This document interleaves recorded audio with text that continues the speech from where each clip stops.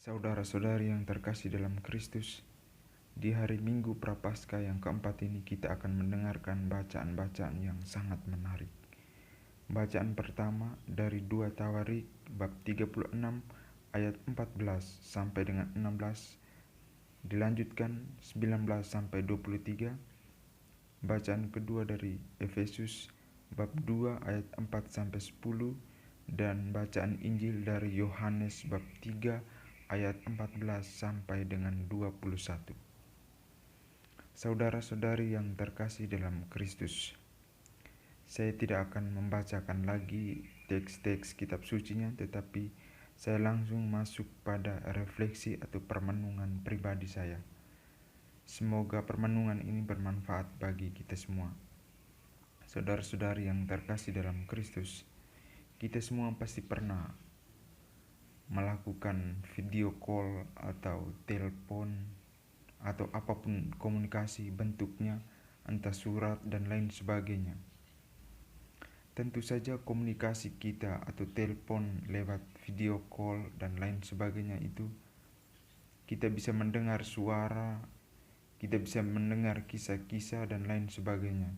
Tetapi kalau lewat video call orang belum merasa puas dan belum begitu jelas. Apalagi kita baru mengenal seseorang, pasti tidak begitu jelas. Tetapi keinginan hati kita dalam video call itu alangkah baiknya kita berjumpa orang yang kita tujui itu secara langsung. Dan ketika kita berjumpa secara langsung orang yang berkomunikasi dengan kita, maka kita sangat bangga, senang, dan kita bisa mengerti dan mengetahui tentang dia seluruh dan seutuhnya.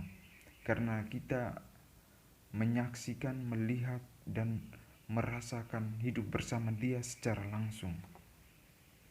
Jadi lewat video call ada keterbatasannya, tetapi kalau berjumpa secara langsung, kita akan merasakan betapa orang itu sangat dekat dengan kita. Saudara-saudari yang terkasih dalam Kristus, seperti itulah yang dilakukan oleh Allah sendiri. Allah tidak mau kalau ia berkomunikasi dengan kita hanya setengah-setengah. Dan kita mempunyai cara pandang yang setengah juga.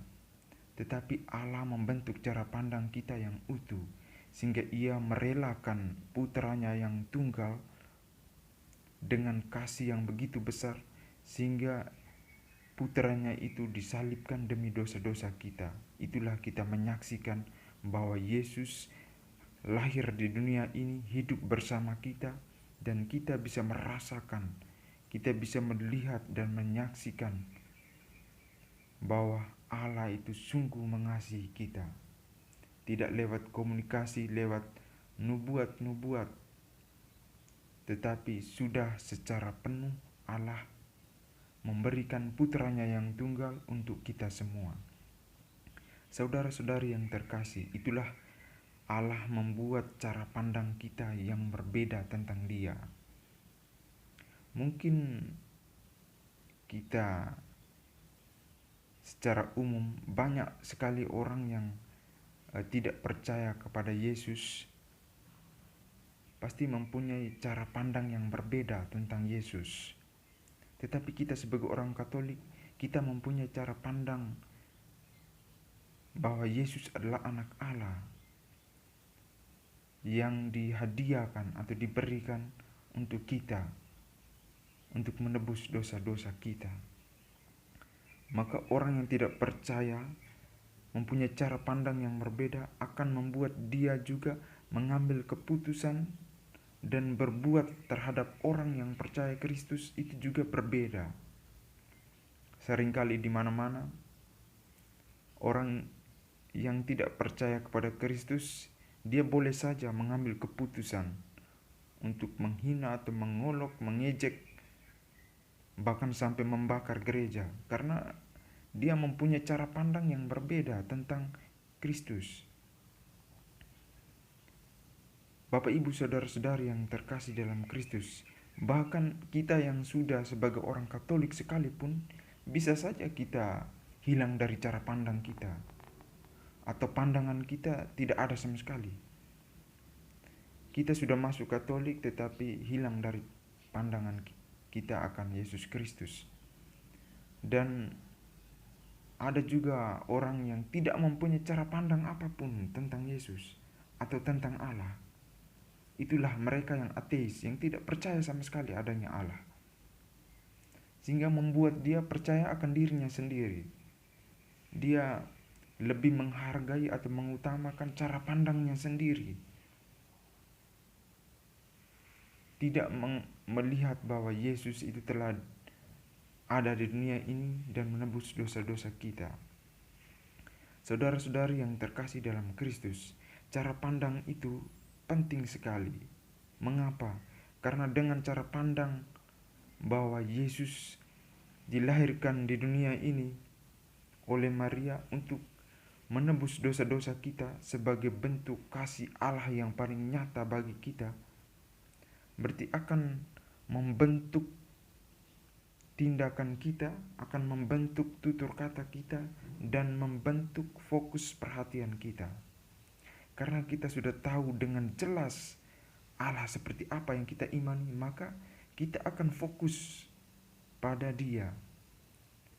Jangan sampai kita jatuh pada kegelapan seperti yang digambarkan di dalam bacaan kedua dan bacaan pertama.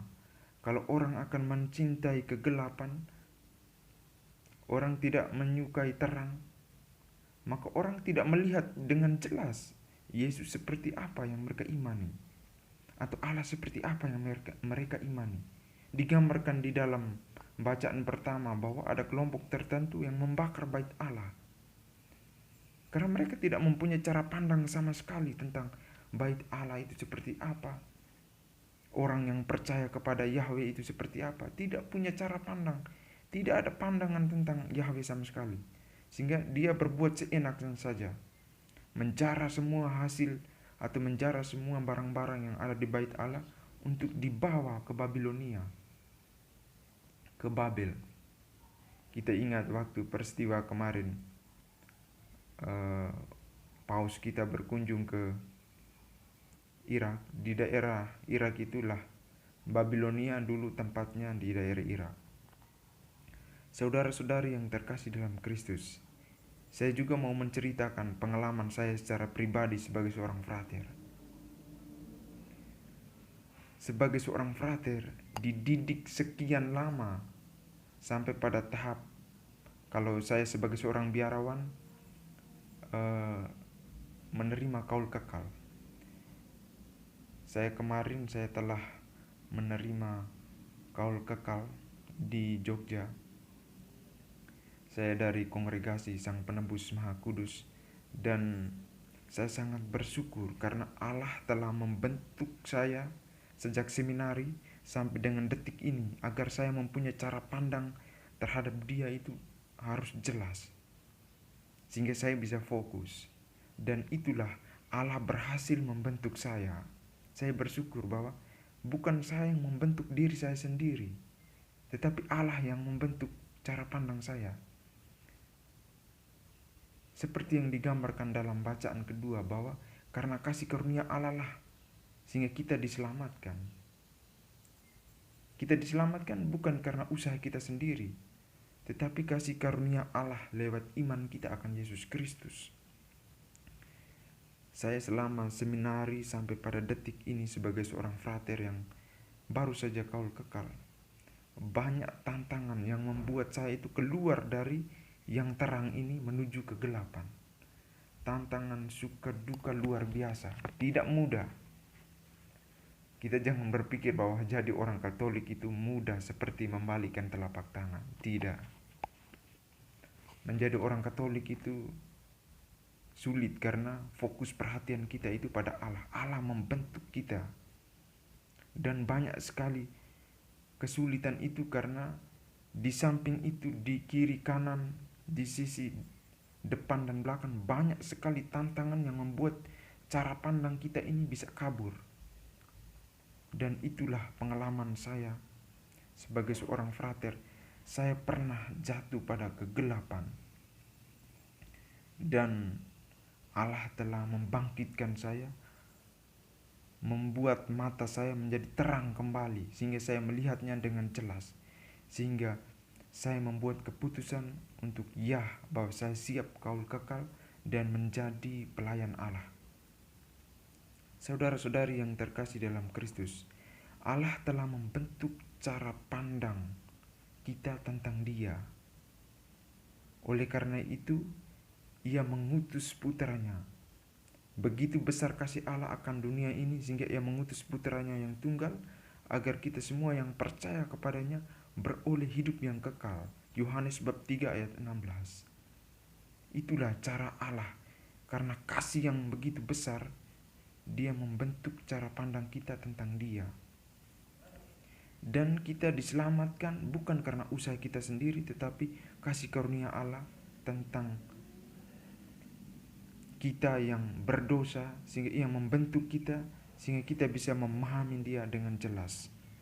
Saudara-saudari yang terkasih dalam Kristus, apa yang menjadi poin atau pesan bagi kita di hari Minggu Prapaskah yang keempat ini? Yang pertama adalah kita harus sadar bahwa Allah itu sangat mengasihi kita. Bayangkan begitu besar kasih Allah akan dunia ini, sehingga Ia mengutus putranya, sehingga kita bisa mengenal Dia. Yesus mengatakan bahwa aku di dalam Allah dan Allah di dalam aku. Barang siapa melihat aku, maka ia melihat Bapa. Itu artinya bahwa Yesus itu adalah Allah, sehingga kita melihat jelas bahwa Yesus ini Allah. Kalau Yesus tidak datang di dunia ini, maka kita tidak bisa mengenal Allah dengan jelas. Maka kita harus bersyukur dan sadar bahwa Allah mengasihi kita. Dan poin yang kedua pesannya yaitu di masa Prapaskah ini, marilah kita keluar dari kegelapan itu dan masuk pada terang, supaya kita bisa melihat Yesus dengan jelas. Yesus berkorban untuk kita, wafat di salib, tetapi kita tidak sadar karena kita dihalangi oleh tantangan, godaan-godaan dan lain sebagainya di masa atau di zaman modern sekarang ini. Banyak sekali tawaran yang menghalangi kita untuk melihat Yesus dengan jelas. Oleh karena itu, saudara-saudari yang terkasih, marilah kita keluar dari kegelapan. Mungkin di masa Prapaskah ini sangat bagus untuk kita bertobat. Bertobat artinya kita keluar dari kegelapan dan masuk pada terang, sehingga kita melihat Kristus dengan jelas.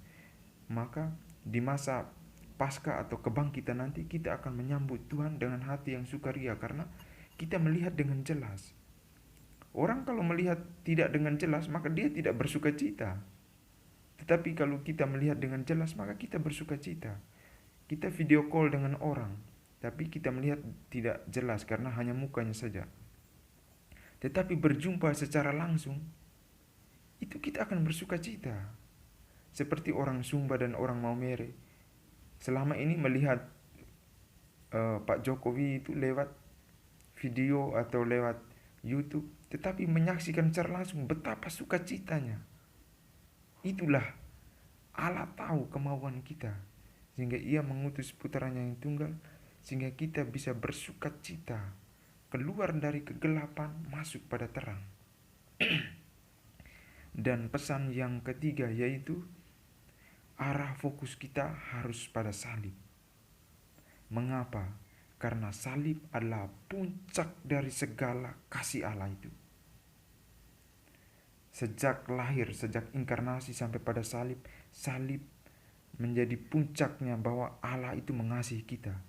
Dan setelah itu kebangkitan itulah membuat kita membangun cara pandang kita bahwa inilah Allah. Peristiwa Paskah ini sangat penting. Allah membentuk cara pandang kita yang berbeda bahwa Allah itu sangat-sangat mengasihi kita. Saudara-saudari yang terkasih, inilah puncak. Paskah adalah puncak dari segala tindakan kasih Allah untuk kita. Maka kita harus bersyukur dan sadar. Saya sebagai frater, saya mengajak kita semua untuk sadar akan hal ini. Semoga renungan dan refleksi ini berguna bagi kita semua. Tuhan memberkati. Amin.